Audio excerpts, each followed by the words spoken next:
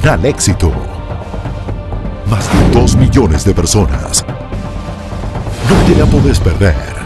Tecnópolis. El desafío del conocimiento.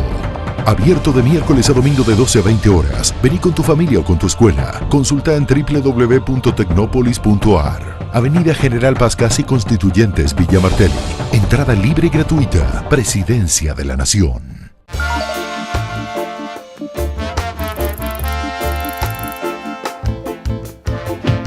El femicidio representa la forma más extrema de violencia contra la mujer, que sella un círculo ascendente de maltrato físico, psíquico, emocional y patrimonial con un acto homicida.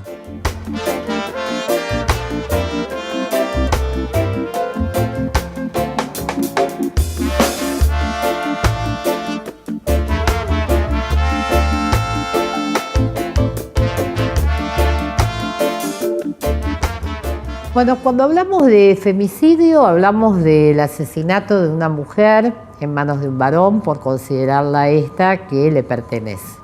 Y en realidad el femicidio, que es un término político, es la forma de visibilizar las desigualdades que todavía persisten entre varones y mujeres y que es la violencia el factor para seguir sosteniendo estas desigualdades. El femicidio se suele asociar a una forma de visibilizar el asesinato hacia las mujeres. Pero en realidad es más que eso, porque no es solo la matanza de mujeres, sino que tiene que ver con un concepto que utilizan las feministas en los años 70, 80, por ahí, para poder mostrar cómo las mujeres son más vulnerables en una sociedad machista o sexista a ciertos riesgos que ponen en su vida que podrían ser evitados de alguna forma por políticas del Estado. Este continuo de violencia dirigida hacia las mujeres está cotidianamente naturalizado, está minimizado y es legitimado muchas veces. ¿De qué manera? Cuando nosotros desde Occidente nos horrorizamos por las lapidaciones que se practican en otros países del mundo, decimos, bueno, eso es extremo, es la violencia extrema. Y sin embargo, cuando una mujer va a una comisaría a poner una denuncia en cualquier barrio de nuestro país, y se le pregunta, ay, bueno, ¿y usted qué hizo para ponerlo así? Esa es una manera de minimizar y de legitimar de alguna manera la violencia.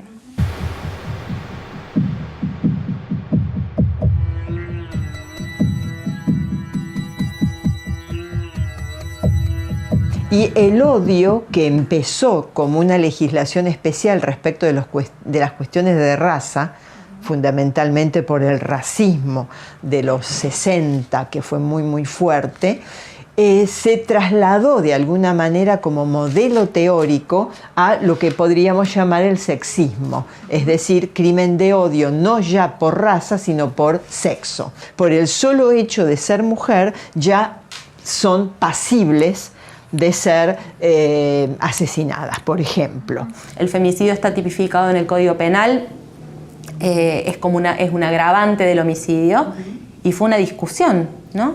Con la idea de que la pena no resuelve el conflicto, que el derecho penal siempre llega tarde, porque el derecho penal no va a evitar que esa mujer muera a manos de ese varón, sino que viene a establecer la pena. Me parece que lo que aporta ahí el tipificar el femicidio es una cuestión simbólica, por eso de vuelta tiene tanto peso, porque lo que decimos cuando ponemos el femicidio del Código Penal es decir, esta sociedad no está en condiciones de soportar que a las mujeres se la mate por el solo hecho de serlo.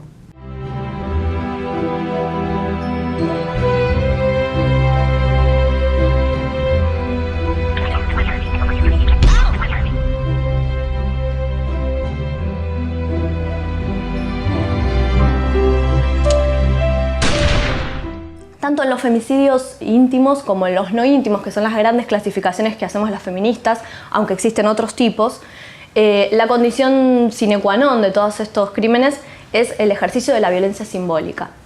La violencia simbólica es la violencia, o psicológica también llamada, más peligrosa, porque es una violencia de alguna manera silenciosa, muy difícil de percibir, por un lado, y por otro lado porque va socavando la integridad de la mujer paulatinamente, hasta aislarla, volverla vulnerable, sacarle toda posibilidad y herramienta de pedir ayuda. Esta idea de que la violencia hacia las mujeres es más común en el espacio público que en el privado no es real, Generalmente los casos de violencia hacia las mujeres se dan en el ámbito de la familia. Generalmente es un esposo, una pareja, un novio, un ex esposo, un exnovio, etcétera, etcétera. Generalmente las situaciones de violencia, los femicidios más notorios se dan dentro del espacio de la casa, no en la calle. Entonces, digo, estas situaciones hacen que sea necesario tener un término y un concepto político como femicidio y un término político como violencia hacia la mujer dentro de la violencia de género, que haga visible y que muestre la vulnerabilidad de estos casos para tomar políticas de Estado. En los últimos 5 años, 1.236 mujeres fueron asesinadas por violencia de género en nuestro país. Estamos hablando de una mujer cada 35 horas en nuestro país es asesinada por violencia de género. Y por eso es importante que aquellos que tienen la responsabilidad de llevar adelante las políticas públicas entiendan que detrás de cada víctima, detrás de cada persona que fue asesinada por violencia de género, hay un proyecto de vida que no continuó, porque todas estas muertes son muertes evitables.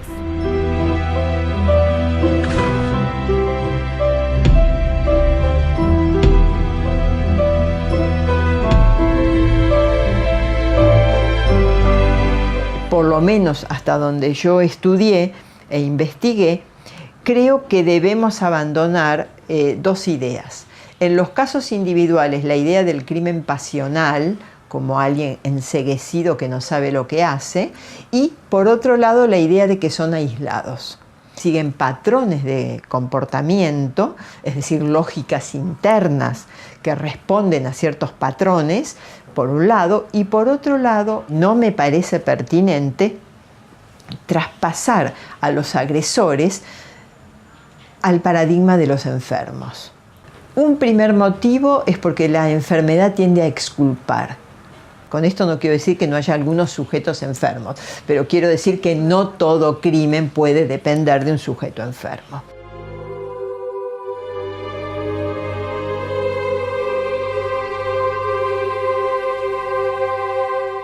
La organización social en la que estamos nosotros inmersos desde la Edad Media, si se quiere, hasta la actualidad, es algo que también a partir de la década del 50 o del 60 se ha denominado patriarcado. ¿Quién era el patriarca? El patriarca era quien en el momento histórico conocido como feudalismo y sobre todo en la Edad Media, era el patriarca que era el dueño de las posesiones. No solo los objetos, la cosecha, sino también las personas. El sistema patriarcal que construye sentidos y significados sobre toda la sociedad, no importa el cuerpo que portes, nos ha enseñado también a privatizar la sexualidad, a privatizar, digo la sexualidad porque generalmente la violencia contra las mujeres se ejerce en el ámbito vinculado a la sexualidad.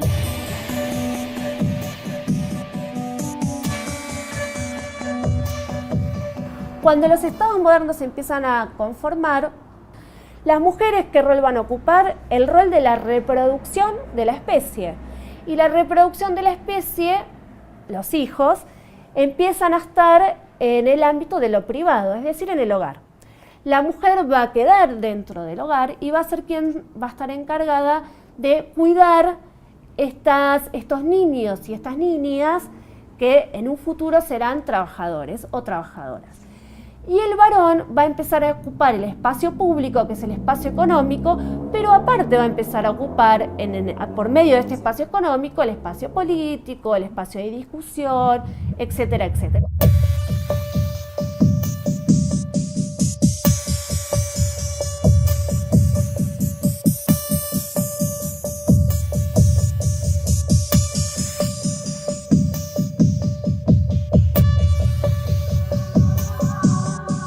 Me interesa más que el lugar de origen del crimen, el modo en que el crimen se implementa.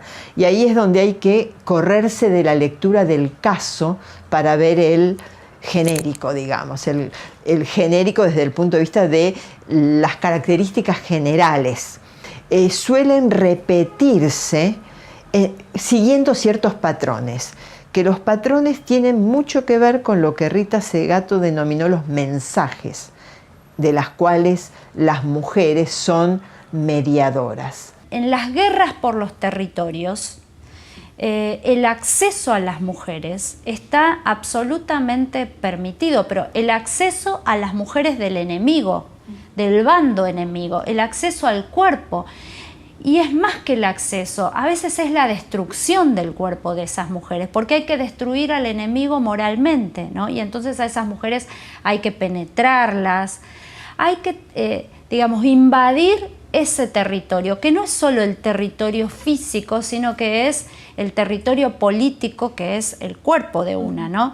El mensaje que se envía a partir del cuerpo de esas mujeres. La forma de asesinato, la forma en que son o no son enterradas, la forma en que son o no son descuartizadas. Es decir, hay un montón de indicios que van más allá, comillas, del mero asesinato y que están transmitiendo de interlocutor a interlocutor un mensaje en el cual las mujeres son el mensajero, el mensaje y al mismo tiempo el soporte del mensaje.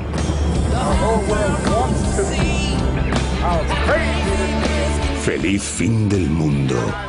¿Y tú qué harías? Cuéntanoslo en Facebook. Tu deseo puede hacerse realidad. Algunos teóricos o teóricas piensan desde la mano de la sociología que la violencia hacia las mujeres tiene que ver con una gran crisis en esta idea de la organización social patriarcal.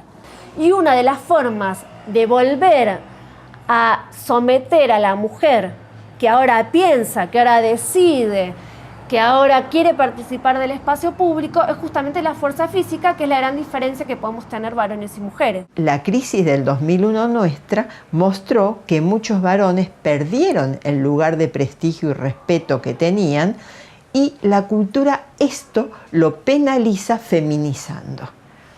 Fíjense si no los cantitos del fútbol a los perdedores, cualquier muchacho que no logra cubrir el estereotipo del varón proveedor es feminizado inmediatamente, sin preguntarse cuáles son sus opciones sexuales, pero inmediatamente es feminizado casi como sinónimo de denigración.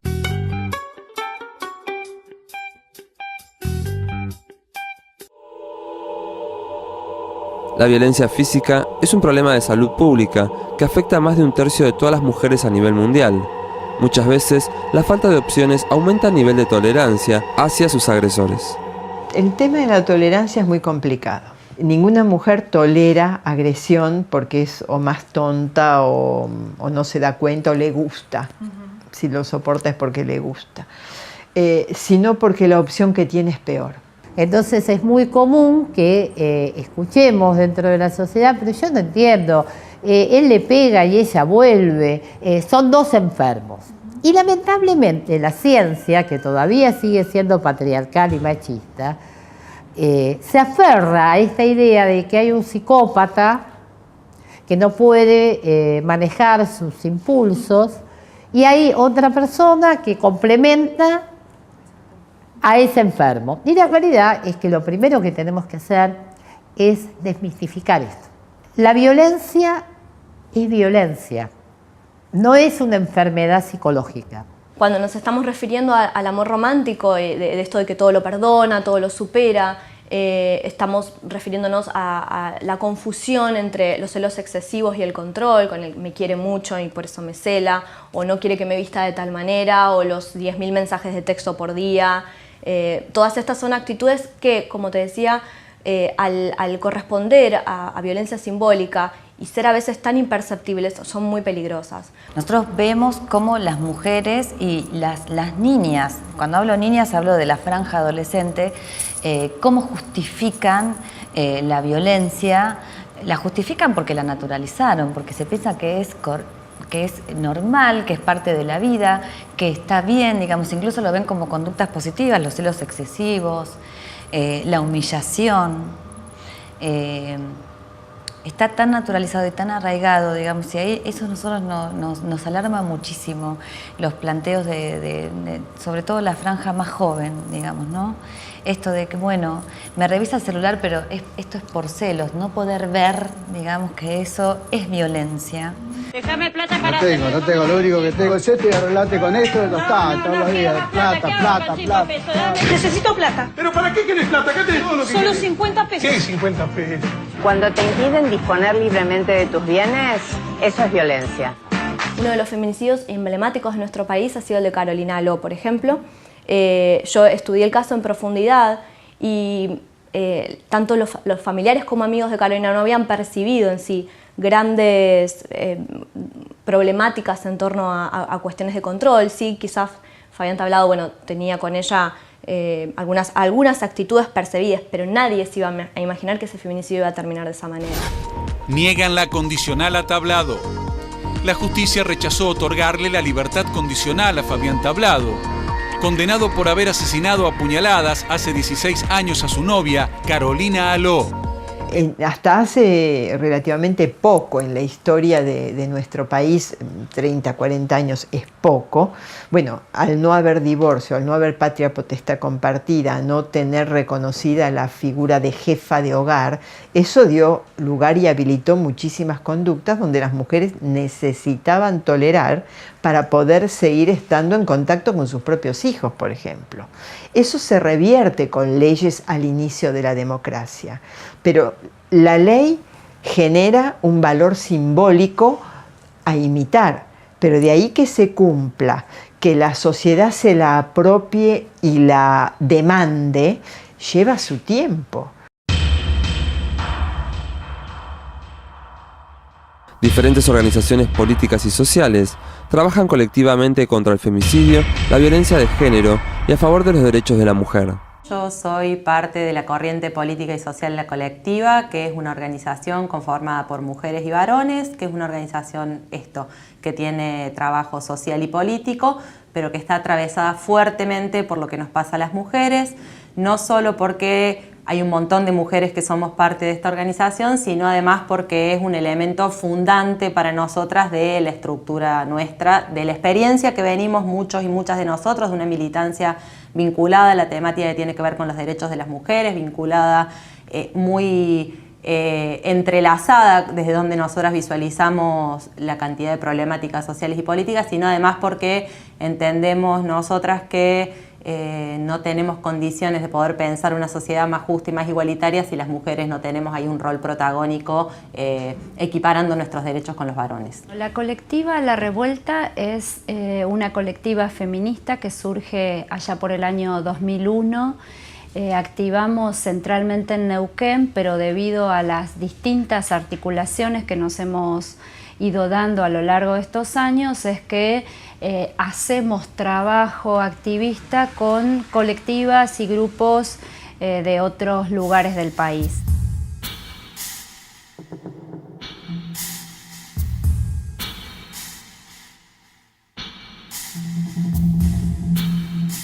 Nosotras, como parte de nuestras perspectivas feministas, no entendemos al feminismo sin teoría, pero tampoco entendemos a la teoría sin la práctica, ¿no?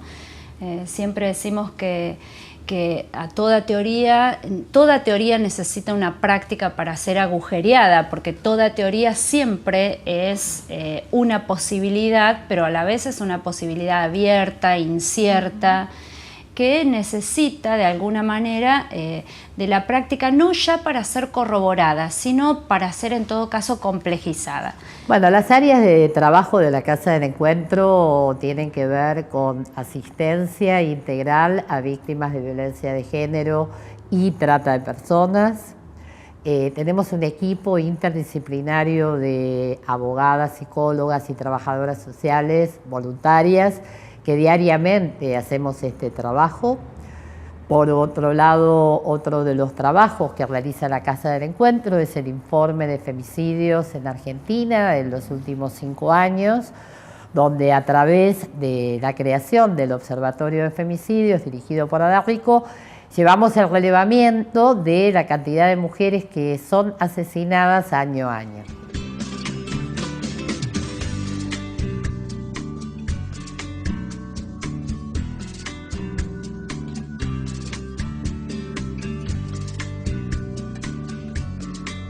desde el espacio institucional que desplegamos, hicimos hacia fines del año pasado unas jornadas que se llamaron Derecho al Medio, ¿no? Y eran unas jornadas que tenían que ver con la lectura y producción del discurso mediático desde una perspectiva de género. O sea, ¿qué muestran los medios cuando nos muestran? ¿Cómo nos muestran? ¿Qué dicen de nosotras? ¿Cómo lo dicen? ¿Cuán protagonistas somos nosotros y nosotras en eso que dicen sobre nosotras? Bueno, queremos discutir, porque la contracara de lo que vos decís de cómo se muestra la noticia policial es que las feministas somos lo mismo que el machismo al revés. Bueno, si eso no se expresa, si eso no se pone sobre la mesa, si eso no se discute, si no lo discutimos como sociedad, no tenemos posibilidades de avanzar. Y entonces ahí es de vuelta en donde lo simbólico que parece secundario, chiquitito ante el golpe, tiene tanto valor, tanto peso, porque es eso simbólico lo que permite que un varón piense que puede ser superior a una mujer por el solo hecho de serlo. Es eso el andamiaje que sostiene después el hecho concreto. Por el otro lado, otra de las tareas de la Casa del Encuentro es la incidencia en políticas públicas con propuestas de leyes, con propuestas de diferentes tipos de políticas públicas, de sugerencias de políticas públicas. Y por el otro lado también brindamos capacitación a todas aquellas organizaciones gubernamentales o no gubernamentales que nos solicitan diariamente que reforcemos todo el trabajo de profundización, tanto teórica como clínica, de la asistencia integral que nosotras damos desde nuestra organización. Lo que decimos es, entre otras cosas, hay que proponer un espacio permanente de asesoramiento legal y acompañamiento, y es así como surge el servicio que tenemos, que se llama Socorro Violeta, que lo que intenta el servicio es, por un lado, darles asistencia legal.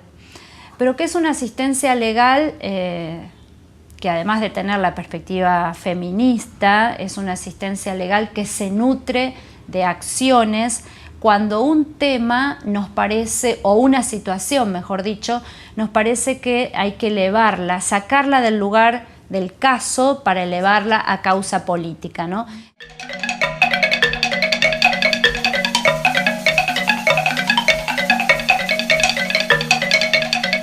El abuso cometido por un odontólogo a una niña de 9 años dentro del consultorio odontológico. Esta familia va a pedir asistencia psicológica cuando se devela esa situación tan tremenda que estaba viviendo la niña.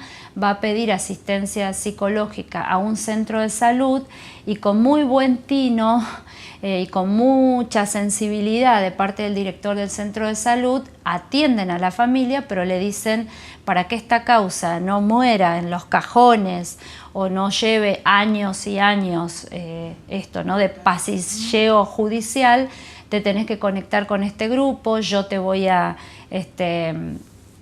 facilitar eso.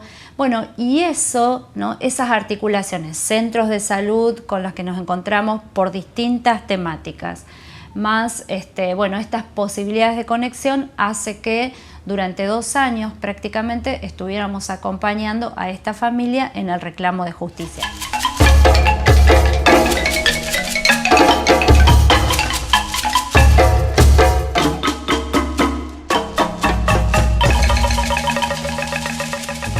Cuando la familia estuvo de acuerdo con eso, realizamos un primer escrache en el consultorio odontológico que está muy cerca de escuelas primarias de Neuquén, de 2 escuelas, entonces decidimos realizarlo a las 7 de la mañana para que cuando se ingrese a la escuela las familias pudieran ver eso. Un escrache que toma siempre, tratamos de tomar en los escraches algo que es del orden de lo que ahí está, ¿no? Entonces, por ejemplo, habíamos hecho muelas en radiografías, habíamos hecho colgado guantes de los que usan los odontólogos y las odontólogas. Bueno, una acción de escrache que también interviene el espacio público, si se quiere, con alguna acción vinculada a algo del arte en esa acción, ¿no? Es un arte que toma, como dije recién, algo de ese lugar, para devolverlo renovadamente a la hora de mirar.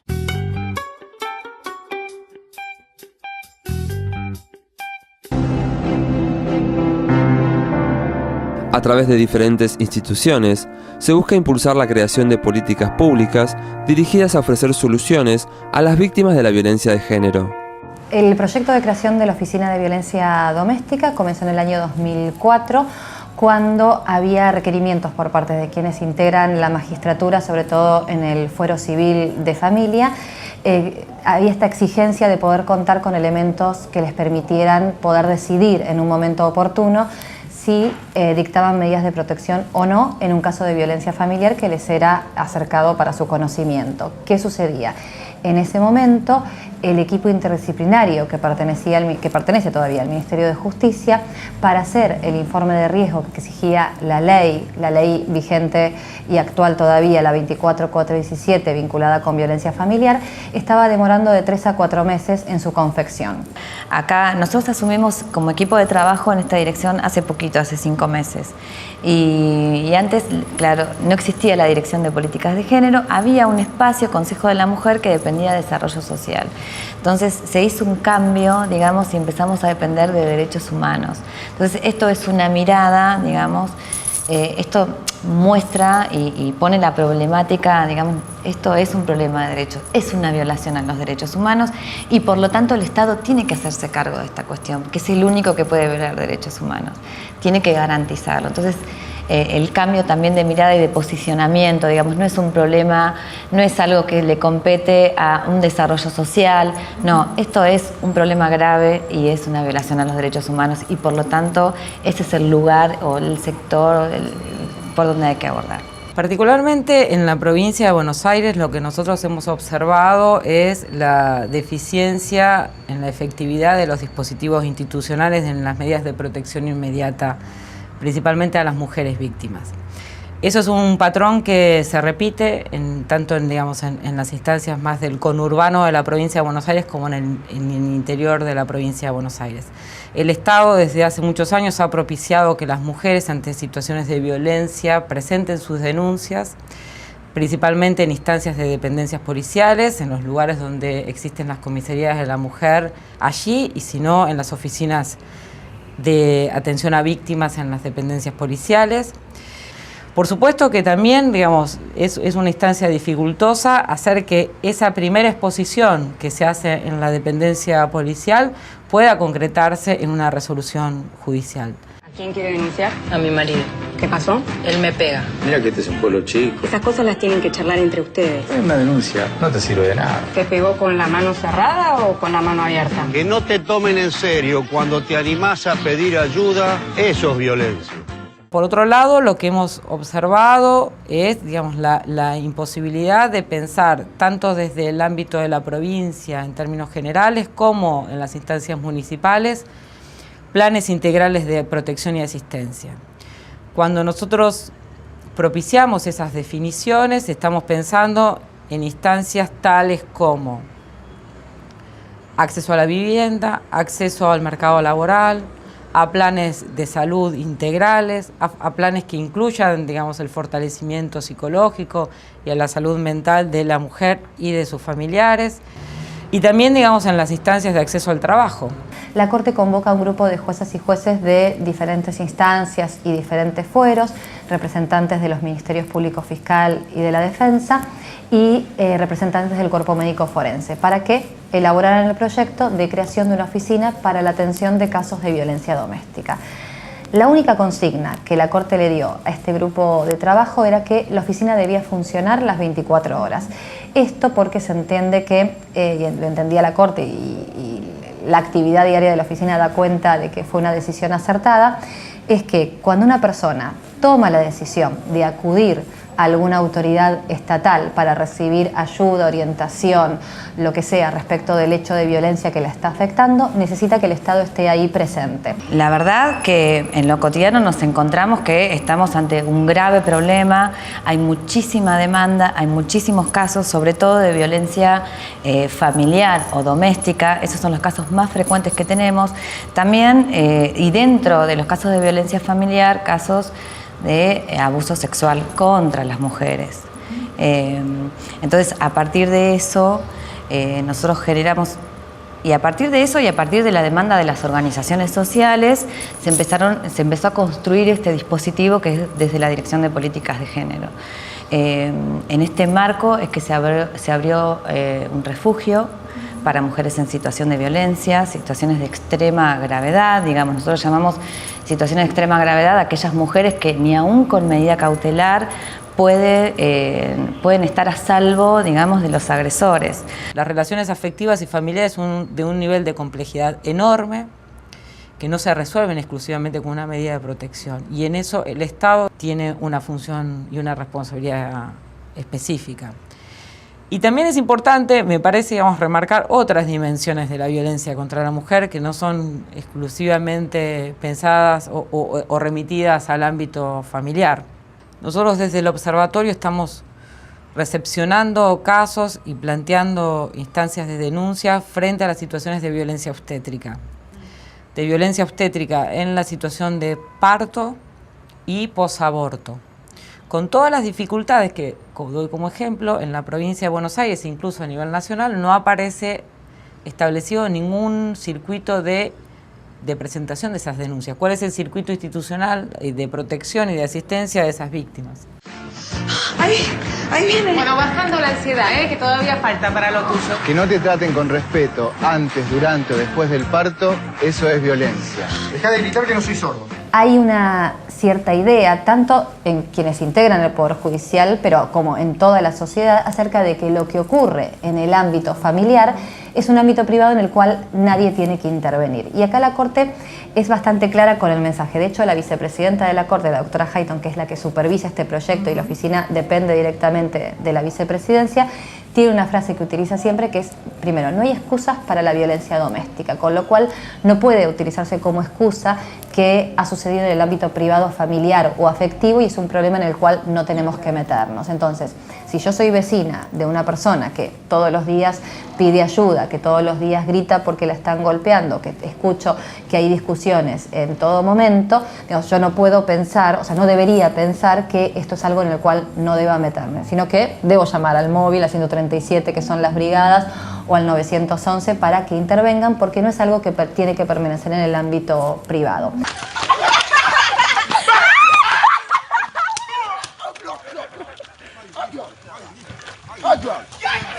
Antes era común poder encontrar, por ejemplo, una resolución en la cual, ante la manifestación de quien aparecía como víctima acerca de la reconciliación con quien ella había indicado como agresor, la justicia dejara de investigar. Sin embargo, hemos recibido, sobre todo hace poco, una instrucción 10, por ejemplo, ha dictado una resolución en la cual dictó el procesamiento de la persona indicada como autora del hecho, en la que tuvo en cuenta que sí, que la víctima había manifestado que se había reconciliado con su pareja, pero el juez a cargo de ese juzgado lo que determinó es que si bien le parecía beneficioso o bueno que haya intentado o que estén intentando esta reconciliación, esa reconciliación en nada quita que haya habido una denuncia y que tenga que investigarse la posible comisión de un delito. Y el otro punto que nos parece importante de trabajar y de redimensionar es la violencia contra las mujeres en el ámbito laboral, que tiene las mismas dificultades que en el ámbito de la salud, digamos, con muchas deficiencias en establecer circuitos institucionales que permitan hacer efectiva eso que aparece reglamentado a nivel nacional, pero que no se puede hacer cumplir si no aparecen los canales institucionales para acceder a políticas de administración de justicia o a políticas restaurativas. Y también tenemos toda la problemática de violencia institucional. En la provincia de Buenos Aires, el número de mujeres detenidas en unidades carcelarias aumenta crecientemente con enormes dificultades para acceder a la administración de justicia y son problemáticas que quedan, digamos, como muy invisibilizadas en las definiciones de los organismos estatales. Entonces, a partir de ahí y consensuando, digamos, esta política con todas las organizaciones sociales de La Plata, es que se construye esta política de refugio. El refugio se llama La Casa de las Mariposas, en homenaje a las mariposas Mirabal, a las hermanas Mirabal. Es un refugio que tiene una capacidad para 30 personas, está destinado a las mujeres, sus hijas e hijos, y cuando decimos mujeres son todas aquellas autopercibidas mujeres. Funciona con un equipo técnico constantemente, digamos, no son externos, sino son internos, y esto, digamos, la justificación de la presencia del equipo técnico se basa en que la etapa de empoderamiento, digamos, es mucho más rápida, y además todo lo que significa para una familia salir de su centro de vida, dejar su barrio, dejar su casa. O sea, frente a una mayor intolerancia social, diríamos, frente a la violencia de género, de mujeres que se presentan a denunciar tal como el Estado les sugiere, los propios actores estatales quienes empiezan a encontrar, digamos, y a poner determinados obstáculos para que empiece a cargarse otra vez, digamos, una serie de prejuicios y una serie de, centralmente de prejuicios sobre la propia víctima, ¿no? Y sobre las condiciones reales o no de la existencia de esto que se llama, digamos, un contexto de violencia de género. Los femicidios no se producen porque sí, digamos, sino que hay una cultura que está sustentando este sometimiento, que en los casos extremos es femicidio, pero está sustentado por una cultura. Y esto hay que visibilizarlo y hay que empezar a cambiarlo porque, bueno, nosotros siempre decimos, el día que no sea necesario la existencia de un refugio, entonces habremos logrado como sociedad mucho, digamos, ¿no? Porque es terrible que una mujer se tenga que esconder en un lugar, porque no se puede, digamos, la sociedad hoy no puede ponerle un límite a esa persona que está poniendo en riesgo su vida. Es terrible que una mujer tenga que estar en un refugio. Bueno, a ver, empecemos a plantearnos qué nos pasa como sociedad. Bueno, tenemos toda una cultura que está legitimando estas cuestiones, ¿no?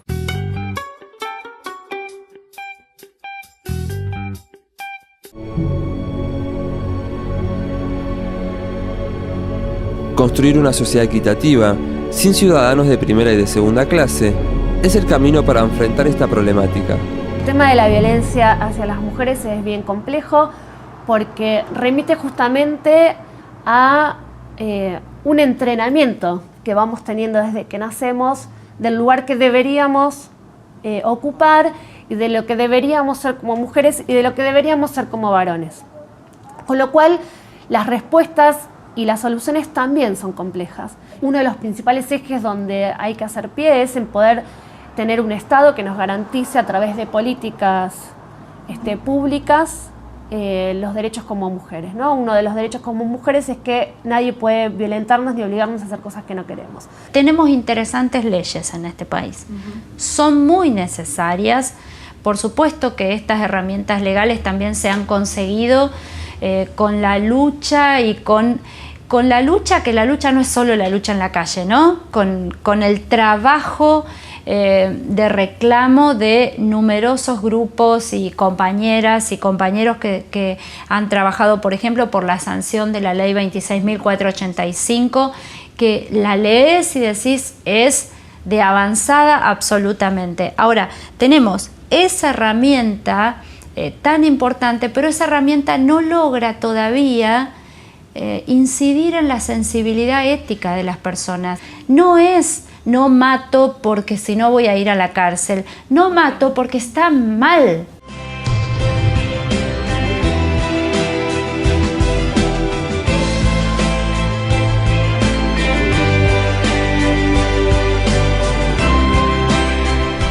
Creemos que el mayor desafío es pensar políticas públicas que tiendan a abordar el problema en su profundidad, es decir, que tiendan a modificar las relaciones actuales de poder entre los géneros.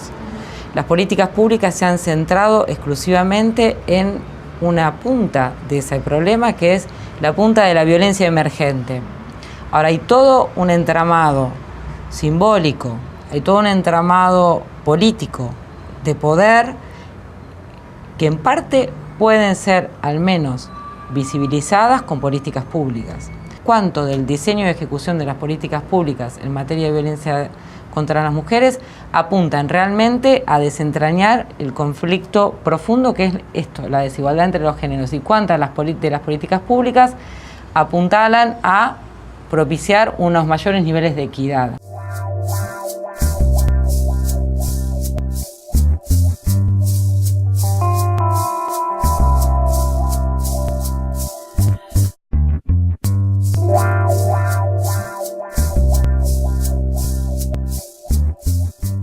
Si yo me tengo que imaginar cuál es el capital simbólico más grande que aporta el kirchnerismo como idea política, es pasar prendiendo la luz, ¿no? O sea, hay una cantidad de cosas que la sociedad en su conjunto sabía que sucedían, pero que no estaban puestas sobre las mesas, ¿no? Me parece que lo que hace este proceso político es pasar prendiendo la luz. Bueno, la justicia es un coto cerrado que responde a los intereses de determinados sectores dominantes. Bueno, vamos a discutir sobre el proceso, sobre el poder judicial.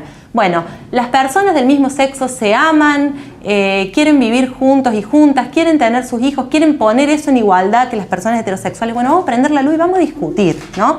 Por supuesto que hay discusiones pendientes. Para nosotras, puntualmente, la discusión sobre la legalización de la interrupción voluntaria del embarazo es un tema nodal que no está en agenda, que es un problema para nosotras que no esté en agenda, porque todos los días las mujeres sufren situaciones tremendas por pasar por abortos clandestinos y muchas de ellas mueren año a año.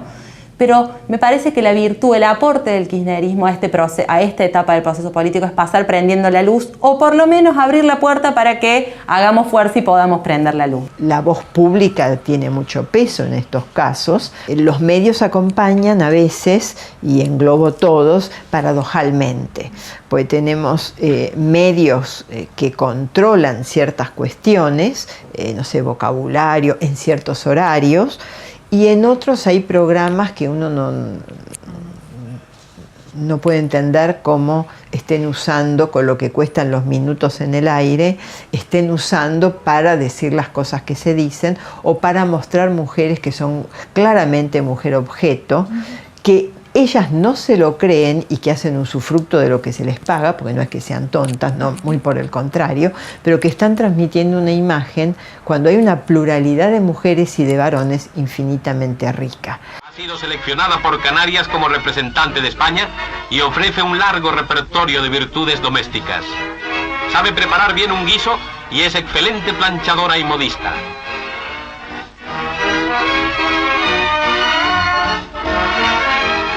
Las políticas que se dan desde el Estado tienen que ser sostenidas en el tiempo, porque depende de cada mujer. Hay mujeres que van a poder romper rápidamente y otras que van a tardar a lo mejor mucho tiempo. Pero para eso tiene que estar el Estado, tiene que estar la sociedad. Y otra cosa muy importante que tenemos que hacer como sociedad es dejar de pensar que esto es un tema de la vida privada de la cual no hay que meterse. Esto es un tema social, político, de derechos humanos, en lo cual sí tenemos que intervenir, sí tenemos que meternos, sí tenemos que ayudar a esa mujer a poder salir de ese vínculo. ¿Por qué? Porque no es destino para ninguna persona vivir una vida de violencia. La nueva ley 26.485 nos ampara a todas las mujeres del maltrato y la violencia en todos los ámbitos en los que nos desarrollamos. Además, todas tenemos acceso gratuito a los métodos anticonceptivos a través del Sistema Público de Salud. Porque la vida sin violencia es un derecho. Me parece que lo que va pasando, lo que ha pasado en el proceso respecto de lo que tiene que ver con los derechos de las mujeres puntualmente y con la violencia contra las mujeres, que es en todo caso la manera más cruda y más tremenda de expresión de esa desigualdad entre las mujeres y los varones, es encontrar algunas herramientas que están puestas ahí, que se resolvieron en materia legislativa para no abordar la problemática concreta que le pasaba a las mujeres, agarrarnos de eso y empezar a trepar sobre una soga de decir, bueno, esta es la herramienta que tenemos, esto es lo que hay en términos de derechos estipulado, establecido para la legislación argentina, vamos a agarrarla, vamos a apropiarnos, vamos a mejorarla y vamos a ver cómo la corporizamos en la vida de cada una de nosotras para que eso sea un derecho y no un papel. La impunidad del fallo sexista y misógino de un juez no empezó ahí, empezó antes. Cuando una maestra le dice a la nena que va a contarle que el chico le toca la cola, bueno, vos andate por el otro pasillo, no vayas por donde está él, está generando impunidad porque le está dando una estrategia a ella para que se cuide ella y no está trabajando con esos niños que tocar la cola no puede ser porque no hay ahí una relación consentida. El gran desafío está en la educación, en los programas educativos. Nosotros en ese aspecto estamos coordinando con las distintas escuelas, con los distintos gremios, la realización de talleres sobre género, sobre diversidad sexual, sobre noviazgo sin violencia, y me parece que esa es la única forma y la única herramienta para poder erradicar la violencia contra las mujeres. Me parece que hay que tomar conciencia de esas cuestiones, y bueno, los hombres van a tener que ceder un poquito el poder que hoy ejercen, y las mujeres también tienen que desnaturalizar y empoderarse. Yo creo que ya te digo, lo más importante es el sistema educativo. Los chicos en el colegio tienen que ya crecer y desarrollarse con otra mirada, con una mirada más igualitaria y más integradora.